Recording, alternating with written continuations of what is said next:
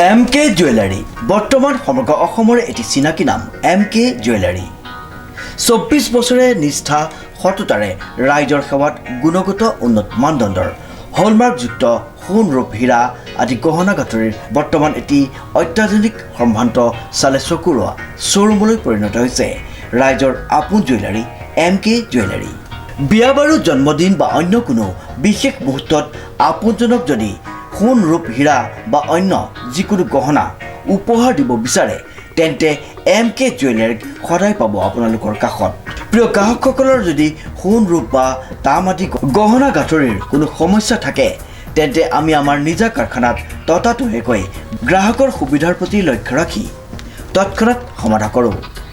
আপোনাৰ মৰমৰ পুত্ৰ বা জীয়ৰীৰ শুভ বিবাহৰ বাবে আমাৰ শ্ব'ৰুমত হলমাৰ্কযুক্ত বিয়াৰ সম্পূৰ্ণ গহনা পোৱা যাব উচিত মূল্যত আৰু উচিত মানদণ্ডত। পুৰণি সোণৰ গহনা সলনি কৰি অত্যাধুনিক ন ডিজাইনৰ গহনা আমাৰ MK জুৱেলাৰীৰ পৰা ক্ৰয় কৰিব পাৰিব। প্ৰিয় গ্ৰাহকসকলক সম্পূৰ্ণ বিশ্বাসযোগ্যতাৰে আমাৰ শ্ব'ৰুমৰ পৰা কোনো অসুবিধা নোপোৱাকৈ সেৱা আগবঢ়োৱাই আমাৰ একমাত্ৰ লক্ষ্য। গতিকে আজিয়েই সপৰিয়ালে আহক আমাৰ শ্ব'ৰুম MK জুৱেলাৰীলৈ আৰু লৈ যাওক আপোনালোকৰ সপোনৰ গহনা গাঁথৰিসমূহ। আমাৰ ঠিকনা MK জুৱেলাৰী, ৰূপহীয়ালি ষ্টুডেণ্ট গেলেৰীৰ কাষত। নমস্কাৰ, নিউজৰ বাতৰিলৈ স্বাগতম জনাই ষ্টুডিঅ'ৰ মজিয়াত মই উৎপল দাস। চাওঁ আহক আজিৰ বাতৰি। সহজতে ধন ঘটিবলৈ গৈ গাঁঠিৰ ধন হেৰুৱালে শ লোকে। ব্লেকষ্টন নামৰ এটা অনলাইন এপত ধন বিনিয়োগ কৰিছিল বহু লোকে। শেষত ৰাম টাঙোন খাবলগীয়া হ'ল বিনিয়োগকাৰীসকল। News direct report. সহজতে ধন ঘটিবলৈ গৈ গাঁঠিৰ ধন হেৰুৱালে শ লোকে। ব্লেকষ্টন নামৰ এটা অনলাইন এপত ধন বিনিয়োগ কৰিছিল বহু লোকে। শেষত ৰাম টাঙোন খাবলগীয়া হ'ল বিনিয়োগকাৰীসকলে। এই ব্লেকষ্টন নামৰ অনলাইন এপত ধন বিনিয়োগ কৰিছিল অসমৰ বহু লোকে।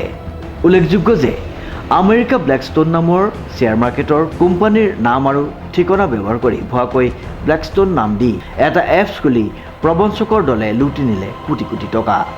অভিযোগ অনুসৰি এই ধন লুট কৰি প্ৰবঞ্চনা কৰা এপটোৰ অসমৰ দায়িত্বত আছিল যোৰহাট বাহনা মহাবিদ্যালয়ৰ প্ৰবক্তা ৰঞ্জিত পেগু। তেওঁ গাঁৱে ভূঞে গৈ সভা পাতি ৰাইজক এই এপছটোত ধন বিনিয়োগৰ বাবে বুজনি দিছিল। সংবাদ মাধ্যমৰ আগত ৰঞ্জিত পেগুৱে তেওঁ নিজেও প্ৰবঞ্চনাৰ বলি হোৱা বুলি জানিবলৈ দিয়ে। সম্প্ৰতি এই এপছটোত ধন বিনিয়োগ কৰি ধন হেৰুওৱা একাংশ লোকে বুধবাৰে যোৰহাটৰ ভোগদৈ আৰক্ষী চকীত এই সন্দৰ্ভত এজাহাৰ দাখিল কৰিছে।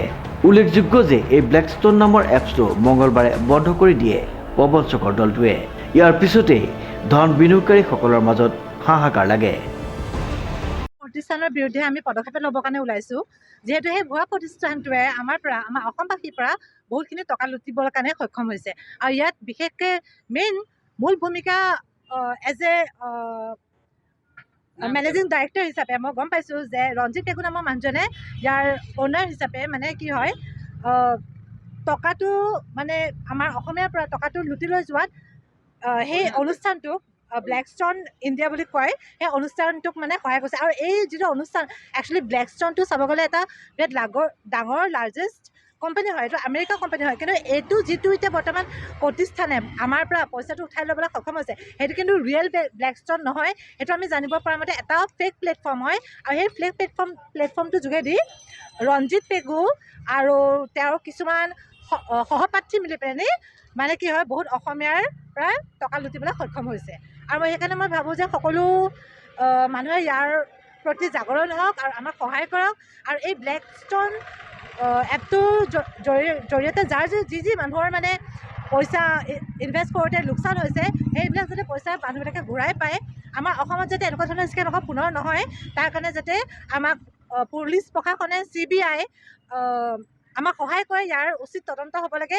আৰু ইয়াৰ ওপৰতে আমি আমাৰ চিফ মিনিষ্টাৰ আমাৰ হেমন্ত বিশ্ব শৰ্মা ডাঙৰীয়া, তেখেতক মই অনুৰোধ জনাব বিচাৰোঁ যে আমাৰ অসম দেশতে আজি ইমান ডাঙৰ কাণ্ড ঘটি গৈছে, আমাৰ পুলিচে কি কৰিছে, আমাৰ CBI কি কৰিছে, চ' তেখেতেও CM হৈ পেলাই ইয়াৰ ওপৰত এটা উচিত তদন্ত কৰক। মোৰ পইচা গৈছে, মোৰ বহুত পইচা গৈছে মই ক'ব লাগিব।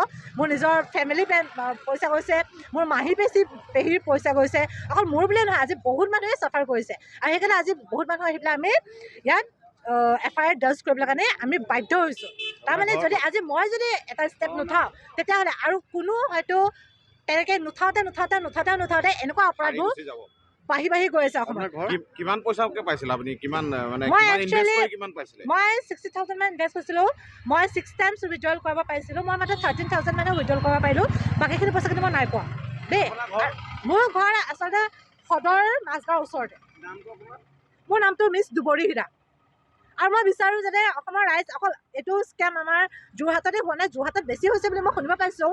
মোৰ সহপাঠীবিলাকৰ যোগেদি যিবিলাকৰ নেকি তেখেতসকলেও পইচা ইনভেষ্ট কৰোঁতে লোকচান হৈছে। কিন্তু মই জানিব বিচাৰিছোঁ এইটো ধেমাজি, লখিমপুৰ ইয়াত বহুত মানুহ জড়িত হৈ আছে। আৰু কিছুমান আমি এনেকুৱা ধৰণৰ এভিডেঞ্চ পাইছোঁ যিবিলাকৰ যোগেদি গম পাইছোঁ যে কিছুমান গুৱাহাটী মানুহো মানে কি হয় এই স্কেমটোত মানে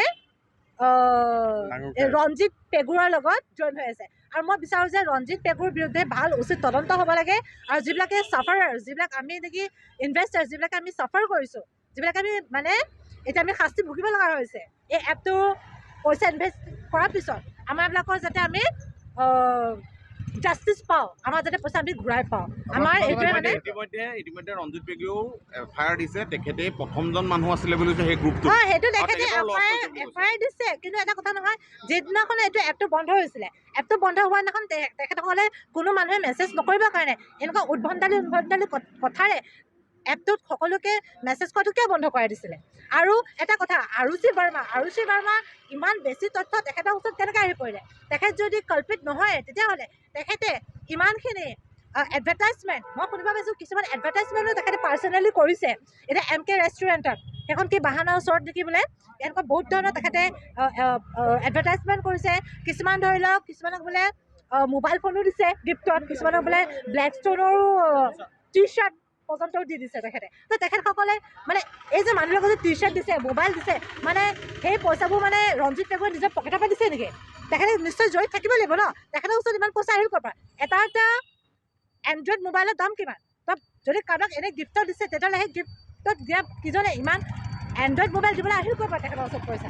অলপ দিনৰ আগতে তিতাবৰত যিহেতু বষ্টন নামৰ এটা এনেকুৱা ধৰণৰ লাখ টকা কোটি টকা লুটি লৈ গ'ল, তেতিয়া কিন্তু আপোনালোকে সচেতন নহ'ল, এতিয়া যে লাগিছে। মানে চাওক, সেই বষ্টনটো হয়তো যেতিয়া এনেকুৱা ধৰণৰ স্কেম হৈছিলে, কোনো হয়তো ইমান পদক্ষেপ ল'বৰ কাৰণে ওলাই অহা নাছিলে। কিন্তু মই ভাবোঁ যে এনেকুৱা যাতে বাৰ আমাৰ অসমত নহয়। কাৰণ কিয়নো আমি মনত পেলাব লাগিব আমাৰ কনকলতা, আমাৰ লাচিত বৰফুকন। আজি লাচিত বৰফুকনৰ নামত আমি যদি অসমীয়া বুলি চাবলৈ যাওঁ, তেতিয়াহ'লে আমাৰ অসমীয়াৰ নামটো ক'ত? আমাৰ অসমীয়াক ঠগিব ষ্টাৰ্ট কৰিছে। তেতিয়াহ'লে বাহিৰা দেশৰ মানুহতো আৰু ঠগিব পাৰিব ন আমাক, হয়নে নহয়? আৰু এটা কথা মই কওঁ ইয়াতে, ভূপেন হাজৰিকাই এষাৰ গান গাই থৈ গৈছিলে যে মানুহে মানুহৰ বাবে যদি অকণো নাভাবে, তেতিয়াহ'লে আজি মানুহে মানুহৰ বাবে ভাবিছে নে মানুহে মানুহৰ তেজ কামুৰি খাব বিচাৰিছে? তো মই আমাৰ পইচা আমাক ঘূৰাই দিব লাগে। আমি এটা কাম কৰিলোঁ, আমি আজি ডিচেম্বৰৰ 12 তাৰিখে মই বাহনালৈ গৈছিলোঁ। বাহনা এজন মানে কলেজত থকা ব্যক্তিয়ে মোক মানে ব্লেকষ্টোন নামৰ এটা ব্যৱসায়ৰ বিষয়ে বুজালে। এতিয়া মই এই বস্তুটো আৰম্ভ কৰিছিলোঁ, 600 টকাত মাত্ৰ আৰম্ভ কৰিছিলোঁ। আৰু কণ্টিনিউৱাছলি তেওঁলোকে ডেইলি মানে বেচিছত পইচা দিয়ে। ইয়াৰ হেড অফিচটো বোম্বেত আছে বুলি তেওঁলোকে কৈছিলে, ৰঞ্জিত পেগু ছাৰে। আৰু তেওঁলোকে তাতে এখন মিটিঙো দিছিলে। আৰু সেই মিটিংখনত তেওঁলোকে তাত ভোজ ভাত খুৱাইছিলে। মই গৈ পাইছিলোঁগৈ আৰু তেওঁক সুধিছিলোঁ। আৰু তেতিয়া এই বস্তুটো আপোনাক কৰি পিনি মোৰ গ্ৰুপতে এতিয়া 50জনমান মানুহে ডাইৰেক্টলি মানে জইনিং কৰিছিলে। আৰু তেওঁলোকে কি কৰি আছিলে, লাষ্টত ইমান ধুনীয়াকৈ ট্ৰেইনিং দি থাকে। আৰু তেওঁলোকে এটা অফিচিয়েল গ্ৰুপ বুলি দিছে, এটা আছাম গ্ৰুপ বুলি দিছিলে। তাত ট্ৰেইনিং দি থাকে মুকেশ মেহতা বুলি এজন, আৰু তাৰ হেড অফিচৰ যিজন মেনেজাৰ আৰুচি ব্ৰাহ্মা বুলি কৈছিলে। এনেকৈ ট্ৰেইনিং দি থাকি আমাৰ মানুহখিনি প্ৰলোভিত কৰিলে। মই কমচে কম মোৰ গ্ৰুপত 12,000 টকা 6-7জন মানুহে ইনভেষ্ট কৰিলে। আৰু 7,000 টকাও 10জনমান মানুহে ইনভেষ্ট কৰিলে। 4,000 টকাও 20জনমান মানুহে ইনভেষ্ট কৰিলে। এনেকৈ মোৰ 180জনমান মানুহে ইনভেষ্ট কৰিলে। আৰু তেওঁলোকে এটা কথা ক'লে যে আমি ইয়াৰ পৰা পইচাটো উলিওৱাৰ এটা ব্যৱস্থা কৰিছোঁ যে প্ৰতি মাহৰ প্ৰথম বুধবাৰ দুটাত আমি ফি কৰিম। এনেকৈ কৰি মানে লাষ্ট বুধবাৰ দিনাখন তেওঁলোকে ছাৰ্ভাৰ বনাইছোঁ বুলি কৈ তাৰমানে ছাৰ্ভাৰটো লক কৰি দিলে। লক কৰি দিয়াৰ পাছত এতিয়া কোনো মানুহে চাব নোৱাৰা হৈ গ'ল। সেইকাৰণে আমি ৰঞ্জিত পেগু ছাৰে এজন জনা বুজা ব্যক্তি, তেওঁ কলেজত চাকৰি কৰে, তেওঁ সম্পূৰ্ণ আৰুচি বৰ্মাক তেওঁলোকে 3 মাহৰ আগত অসমত লগ পাইছোঁ বুলি ওলাইছে। গতিকে সেইকাৰণে আমি তেওঁলোকত এটা উচিত বিচাৰ হ'ব লাগে আৰু আমাৰ এই এনেকুৱা ফ্ৰড কোম্পানীবিলাক যে সাধাৰণ মানুহবিলাকৰ পৰা পইচা লুটি আছে, এই কথাখিনি আমাৰ বিচাৰ কৰিব লাগে। সেইকাৰণে আমি আজি আজাহাৰ দিবলৈ আহিছোঁ আৰু আমাৰ তেওকতো আমাৰ ধৰি ডিব্ৰুগড়তো দিয়া হৈছে, গুৱাহাটীতো দিছে, সমস্ত জেগাতে দিয়া হৈছে। আপোনাৰ কিমান টকা গৈছে? মোৰ এতিয়ালৈকে 52,000 টকা মোৰ পকেটত মোৰ ঘৰ হ'ল যোৰহাট চেনিজানত। কলেজৰ নাম কি? কি কৈছে? কলেজৰ নামটো কি? কলেজখনৰ বাহনা কলেজৰ ৰঞ্জিত পেগু ছাৰ, তেওঁ ইয়াৰ প্ৰধান মানে নেতৃত্ব লৈছে। তেওঁ ঘৰ অলৰেডি বাহনাৰ দত্ত চুকত থাকে। গতিকে সেইকাৰণে আমি ভাবিছোঁ যে এনেকুৱা ব্লেকষ্টন নামৰ এনেকুৱা ভুৱা কোম্পানীবিলাকে যাতে আমাৰ মানুহক ঠগিব নালাগে, তাৰ কাৰণে উচিত ব্যৱস্থা কৰিব লাগে। আৰু সেইকাৰণে আমি আজি আজাহাৰ দিবলৈ আমি তিতাবৰৰ মানুহ আহিছে, আমি যোৰহাটৰ সকলোখিনি আমি ইয়াত একত্ৰিত হৈছোঁ। থেংক ইউ, আপোনালোকে এইখিনি ৰিপৰ্ট লোৱাৰ কাৰণে ধন্যবাদ। যোৰহাটৰ পৰা কংকনজ্যোতি শৰ্মাৰ ৰিপৰ্ট, নিউজ নাও।